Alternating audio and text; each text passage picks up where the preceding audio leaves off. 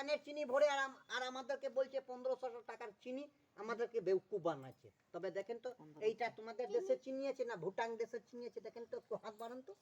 এই যে লেবু যে খাই না লেবু, এই যে লেবুর চিনি, লেবুর চিনি, লেবুর চিনি 2টা দানা খাবে বলবে 40টা লেবু খেয়েছি। আগে শুনো তারপরে দেওয়ার জন্যই বার করেছি।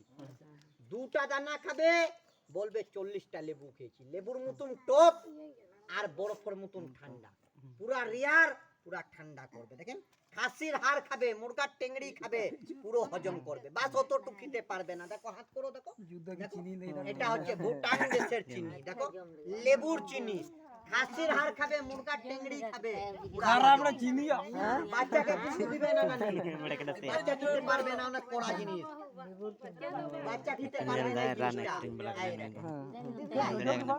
দেখো খাসির হাড় খাবে।